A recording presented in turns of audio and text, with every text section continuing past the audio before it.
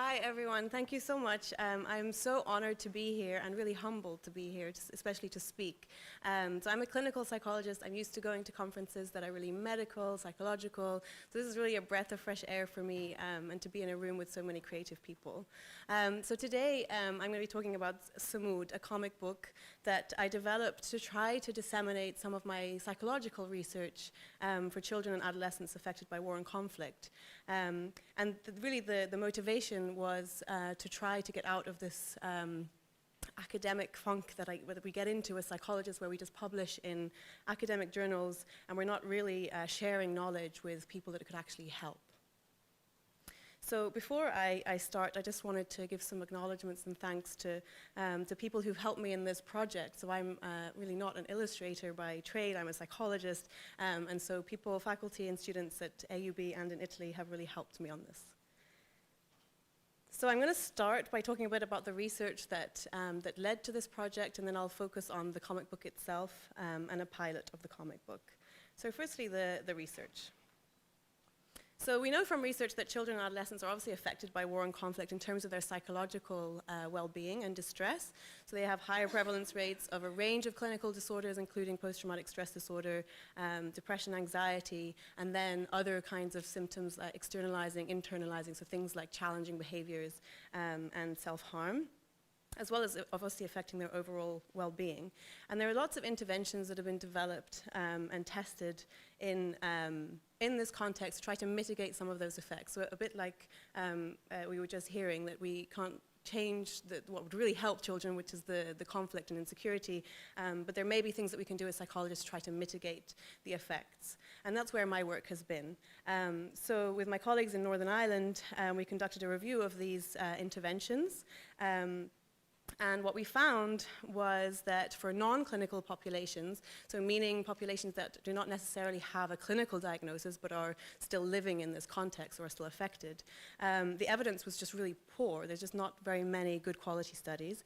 And they tend to be classroom-based, and they don't have that many effects, but they do have effects for well-being in general and for hope, which are really important in these contexts.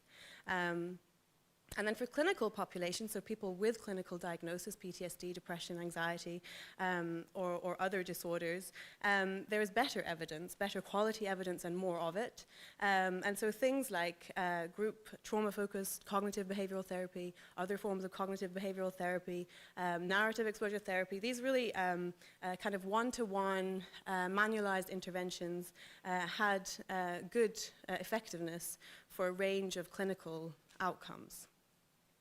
So what's really kind of typical about these kinds of results is that it's really biased towards making a conclusion that what's effective in these populations are these one-to-one, very clinically orientated interventions. And this is really kind of typical. And it's based on the fact that the research and the evidence is geared a certain way. So what we end up with is the literature in my field being dominated by these kinds of interventions, one-to-one, office-based. And this doesn't reflect the field. It doesn't reflect what is happening in the field. So interventions in the field tend to be more responsive to actual need. So the fact that we can't provide one-to-one interventions for an entire affected population, we don't necessarily have the kind of training or human resources to do that. We don't necessarily have the facilities to do that. And so they tend to be much more classroom or community-based interventions that reflect that need. But that's not in the literature. This is not what we read about in the literature. So with my colleague Bassam Marshoud, who I worked with in Palestine, we developed a kind of different methodology to try to answer a bit more and to develop the literature a bit more to respond to this massive gap in the literature. So what we decided to do was, rather than looking at these very neat manualized interventions, we widened it to look just at the mechanisms of what works in these interventions. How do these interventions help, regardless of what they're called or what the theory they're based on? How can these interventions help the well-being and mental health of children affected by conflict? So what's different about this is that we're looking trans-theoretically, so we're not basing this on particular branded interventions, but also that we included grey literature or unpublished literature. So we're not looking for these high-quality randomized controlled trials. We were looking at program evaluations and reports, people working in the field, governments, all of these kinds of organizations that could help us to get a sense of, in a qualitative sense of what is happening and what is helpful. So the first thing that we found is that we had much better scope for the research that was done. It was covering a much wider area. So the countries in yellow are those where there's been some conflict and there has been studies done. Still some limitations. So the red countries are those where there hasn't been research done, and Syria is included in there. And what we also found was a whole wealth of mechanisms that were not reflected in the rest of the literature. So on the far right, you can see the treatment, and so this is what's really covered really well. But there are two other categories. One is about the promotion of well-being, and the other is about the prevention of mental disorders. And there's a whole range of mechanisms there that are not necessarily packaged in interventions in the way that they are usually in the literature.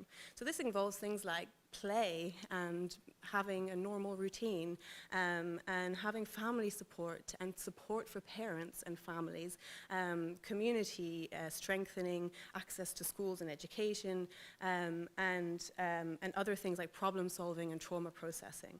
So these came through really strong in our results in these other levels of intervention. And they also came through that we had some moderate to high quality evidence. So there is evidence there, it's just not necessarily published or packaged in a way that it gets through in my field. So now I'm going to talk about what we did with this. So firstly, we published it. This is what we do as psychologists. We publish it in academia in a peer-reviewed journal.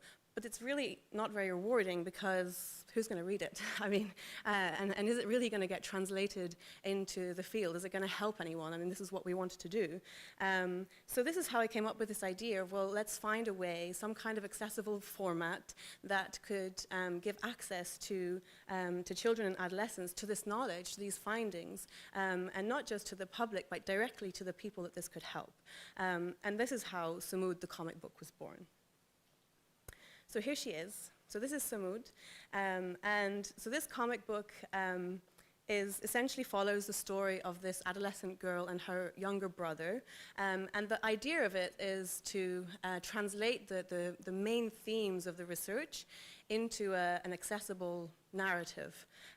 So all of the narratives, the dialogue, the events, even the choice of characters is based on trying to communicate something through the research. So the fact even that I have two different age groups, an older girl and a younger boy, is to demonstrate how different age groups can manifest their symptoms of trauma and difficulties in different ways. So I'm going to give you some examples of how I tried to translate the research into this comic book format. So firstly, one of the things that came through most strongly in the research is about the importance of family, systemic support, community support, family strengthening. So throughout the book, it really is not focused on this one individual. She has a wider family, a wider network, and she has really good friends. She also has difficulties. She has symptoms, as we would say as a psychologist, and I focused the symptoms around a nightmare, which was a nice visual way of describing a symptom. So she has this recurrent nightmare of a shark that causes her anxiety, and she experiences anxiety throughout the day. So this is, again, trying to demonstrate how different people can feel anxiety, so things like heart beating faster, sweating, all of the kinds of things that I'm feeling right now presenting to you, and trying to normalize and show how this can feel. She also feels hypervigilant, so she feels like the shark is kind of following her around, and this is a feeling that children will often experience when they're in these surroundings or experiencing these kind of symptoms. But when she has support from friends or family, or when she reaches out to friends and family and others in her network, then this feeling reduces, so the shark moves away as she reaches out and talks to her friend. And again, this is replicating what we found in the research about the importance of family support and peer support. Another example here is of particular techniques. So I tried to include in this book particular techniques that are known to help and have evidence for helping with these symptoms. So for example, in the bottom right-hand for you corner, her best friend Faha is teaching her how to try to breathe slowly when you're feeling anxious in order to regulate your physiological reactions. So these are techniques that we use with children and adolescents all the time. So blowing bubbles can be really helpful to show how you need to slow your breathing. If you try to blow a bubble really fast, it's not going to work. And also the square breathing technique. And then there's some psychoeducation there about like how the body reacts in a kind of fight-flight scenario, trying to use the metaphor of the shark to describe visually and more accessibly this experience and this knowledge. So in the narrative, I try to show how positive this can be, but also that there are limitations to this. We have to accept that there are limitations to this advice too, and also to normalize that that's okay. They work sometimes, not always, and that some things work better for some things than others. So in this example, regulating your breathing and regulating your physical arousal is going to be helpful in the moment, but it's not necessarily going to get rid of the nightmare. It's not going to get to treat those symptoms. So the recurring nightmare, the shark comes back again and again.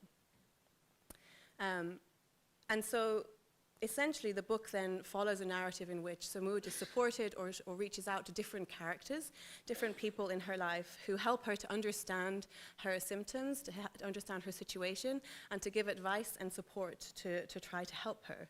So in this example, she reaches out to a teacher who gives her some understanding of what this shark might represent, who explores a little bit the kinds of difficulties that she's facing, some of the negative adverse events that she's experienced throughout her life, some related to conflict, but others even within the home, so things like marital discord, domestic violence that can affect children all over the world, regardless of whether or not they're affected by their war or conflict in their environment. And this helps her to understand the kind of symbolism behind dreams. She also gives her some psychoeducation around Somoud's tendency to want to avoid and not think about the difficulties around her. So this is a really common technique that we use with children and adolescents, actually also adults, to understand how that technique that can make you feel better in the short term, but it doesn't really make the problem go away. So I've done this in black and white. Usually I say a pink elephant, but to save costs, I've done it in black and white, so I just put roller skates on him. And so if I asked you now to just not think about an elephant on roller skates, most of you, the first thing that will pop into your head is an elephant on roller skates, which demonstrates how this is not a helpful technique, and how actually we need to be able to try to face the difficulties that are going on and the difficult memories. So another character that I introduce is a counselor, a school counselor, and in order to try to explain in some more depth some of the psychoeducation and mechanisms that we found in the research. So he uses a lot of metaphors, and I try to pick as many metaphors that I've used with children before to really convey this visually. So this is an example of how the brain processes difficult memories. So usually in a laundry basket, you put your laundry. When it gets full, you put it in the washing machine. But if there's just too much washing, then it just starts to spill over. And this is what can happen with memories, that or if we're overwhelmed by something that's happened, it can intrude into our consciousness, unlike other memories that are processed. And so the metaphor continues into the washing machine, where we need to be able to try and wash those dirty clothes. And that's easy when it's just a small amount, but when it's a lot, the washing machine can find that really difficult, the washing machine being our brains. And so what we can do to try to help that is to break things down into small pieces, pay attention to each bit, and wash it a little bit at a time. Again, just to give another example, so this is psychoeducation around how anxiety works and about avoidance and trying to stay in the moment when anxiety is triggered. So as part of this process, one of the really strong mechanisms in the literature is about trauma processing. So this is paying attention to difficult memories and thinking through them and talking about them with loved ones. So Somoud does this throughout the book, and I've pulled in as many family and friends that I can into this to show how important that normalizing with family and using family supports is really helpful for the well-being of children and adolescents. I also include a narrative on the younger child to demonstrate, as I said, how younger children can present slightly differently. So he may not be able to describe a dream that he's had or describe anxiety symptoms, but a younger child may have behavioral difficulties, more tantrums, bedwetting, that kind of thing. I'm just going to skip over that. Okay, so I wanted to show that these things can be really helpful, and that's what the evidence indicates. So her symptoms improve, so the shark leaves her alone sometimes, and she sleeps well.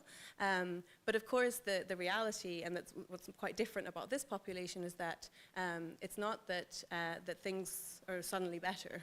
It's not that perfect, and things can still happen. We're still in an ongoing situation that there's very much real threats, ongoing threats in their environment.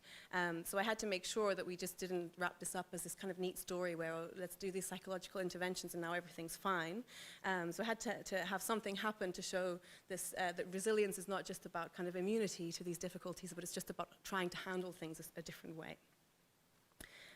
So in the narrative, her best friend dies, and she has a return of her symptoms. And again, this is about demonstrating that this can happen and that's okay. And there's a portion of the book that allows Somoud to grieve and to feel sad, and that's also okay. And this came through in the more qualitative part of the research, to be able for parents to allow and support grief and loss and difficulties and strong emotions, and for children to be normalized with that experience. But at the same time, I also try to remind the reader about the strategies that they have and the healthy coping mechanisms that they have that they can use to stay afloat and to ask for help and to fight back. And so by the end of the book, what I hope that the reader is at a point where they can see that these are things that could help, but that they can still, experience difficulties, but at least get some relief. So that's the book, and I just want to finish to talk a little bit about the pilot that I'm working on now. So this is a book that I developed as an adult and as a European, and I wanted to make sure that the narrative is accessible to the people I actually want it to be accessible for. So I've planned focus groups with adolescents in Lebanon who have been affected by conflict and adversity, to ask them, to give them the book, to ask them whether they understand it, whether it's accessible, whether it's interesting, enjoyable. Is there things that it could be, either could improve it, or are there things that it doesn't talk about that actually would be helpful to know more about? And I'm also going to test it for psychoeducational value. Like, do people really learn? Does it improve symptoms? Do people use these techniques, and does it help? And that's what I'm working on now. Thank you very much.